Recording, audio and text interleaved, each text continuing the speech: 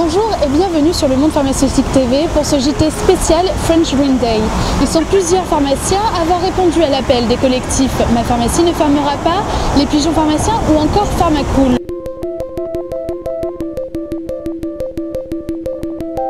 Sur le modèle de la journée du 30 septembre 2014, les pharmaciens se mobilisent ce soir pour passer un message fort au gouvernement et à tous les Français. Je suis à Paris, nous accueillons tout de suite Jean Ducrot, fondateur des Pigeons Pharmaciens. Alors Jean, dites-moi, quelles sont vos revendications exactement? Alors nos revendications sont assez simples. Ça fait 5 ans que les plans de financement de la sécurité sociale pour faire des économies de santé sont basés principalement sur les baisses de prix des médicaments. Ça fait 5 ans qu'on nous promet un autre honoraire, une autre rémunération, et elle n'arrive toujours pas. Il est vraiment temps qu'on nous déconnecte du volume de boîtes vendues et qu'on passe à autre chose, à une autre façon de nous rémunérer. Parce que là, le système n'est plus viable, les pharmacies vont mal, on est dans le rouge, il y a 5000 pharmacies qui sont menacées. C'est pas moi qui le dis, c'est l'IGAS. C'est l'ordre aussi qui a conforté ce chiffre. Donc il faut rappeler maintenant que le PLFS va sortir, qu'il faut arrêter ça. Ça a beaucoup plu cet après-midi. Je dois dire que l'élixir de longue vie a établi un vrai dialogue avec les clients et c'était vraiment très apprécié. Comme vous pouvez le voir, plusieurs actions ont été mises en place toute la journée avec un fil conducteur. Ce fil est l'élixir de longue vie.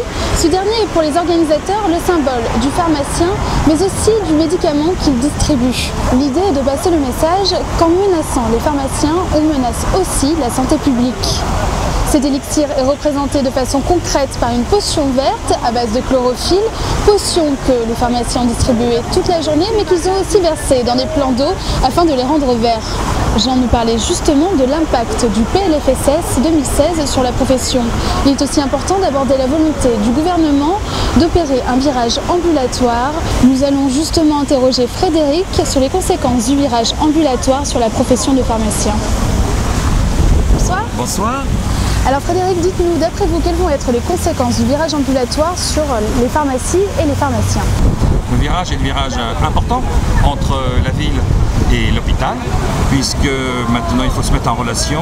Le patient qui rentre à l'hôpital a besoin de donner les informations au milieu hospitalier, et aussi quand il sort, il a besoin que le pharmacien, quand il reçoit l'ordonnance, bien souvent le soir, un vendredi soir, eh bien, il puisse être informé très rapidement.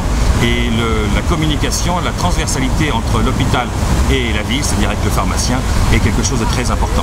Est-ce que dans le cadre de ce virage ambulatoire, vous aimeriez qu'on vous accorde de nouvelles missions? Ah oui, volontiers, nous sommes toujours prêts à faire plus pour aider le patient. Des nouvelles missions, on est tout à fait en attente de ceci. Ce qu'il y a, c'est qu'on en fait déjà beaucoup, et je pense qu'une rémunération associée à une nouvelle mission, ou même aux anciennes missions, serait la bienvenue. On attend ça.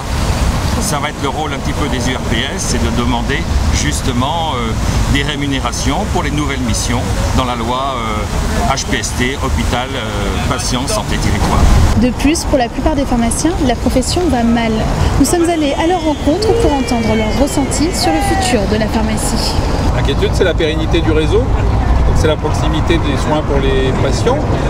Aujourd'hui, il y a quand même de gros problèmes de transmission des officines, notamment à Paris où il y a quand même pas mal de petites, mais il y a aussi des problèmes de transmission des grosses. Les grosses posent aussi des problèmes de transmission. Donc rien que dans mon quartier, en 5 ans, il y en a 10 qui ont disparu.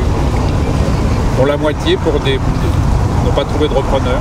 Nous, on est au service des patients. Le jour où les patients devront faire des kilomètres pour trouver une pharmacie, ils perdront des chances. Notre inquiétude sur le maillage, parce que c'est vrai que les pharmacies disparaissent à raison d'une pharmacie tous les 2 jours aujourd'hui. Sur Paris, sur la région parisienne, puisque nous on est à Paris, ça peut créer des zones sans pharmacie. C'est déjà le cas, enfin pas sans pharmacie, mais des zones amoindries en pharmacie, notamment dans le 19e arrondissement. Et puis, il faut quand même penser à la restructuration qui aura lieu sur Paris, avec la création du Grand Paris, et donc le risque de perte de pharmacie, de mauvaise répartition de pharmacie sur l'ensemble du territoire de l'Île-de-France. On espère que ça sera un point qui sera étudié évidemment avec l'ARS, parce que c'est quand même important de garder et de maintenir en Île-de-France un réseau correct. On espère aussi pouvoir éventuellement créer une commission pour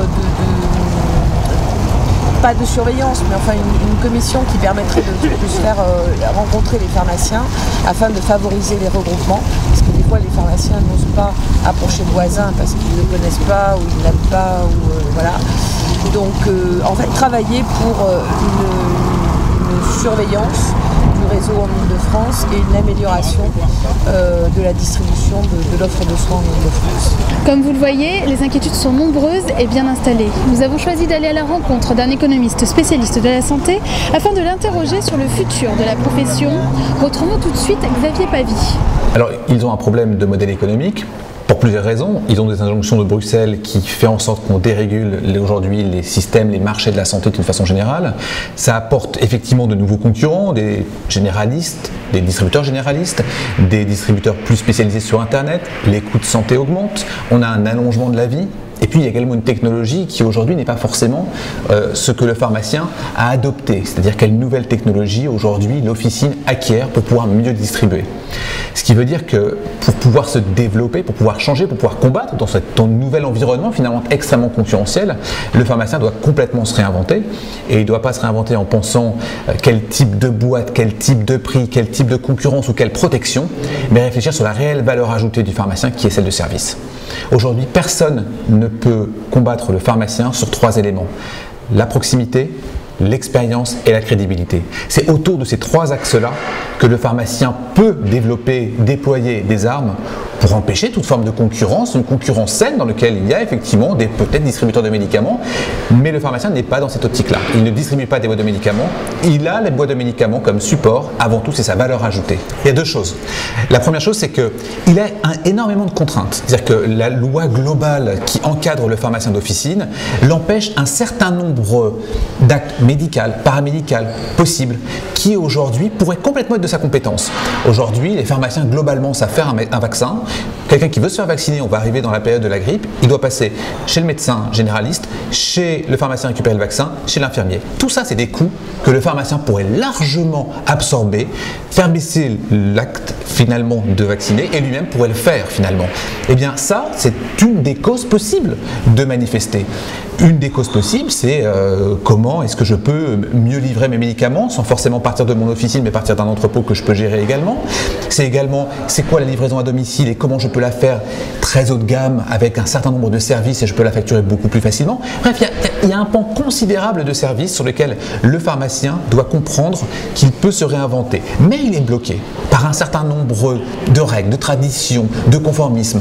Eh bien, c'est sur ça qu'il doit manifester. Donc oui, ça sert à quelque chose pour réclamer ça. Ça ne sert à rien si c'est simplement pour se protéger. Et la mobilisation ne s'arrête pas. Les pharmaciens qui sont ici aujourd'hui continuent de se battre via les réseaux sociaux. C'est la fin de ce journal. Merci de l'avoir suivi. À très bientôt pour une nouvelle édition.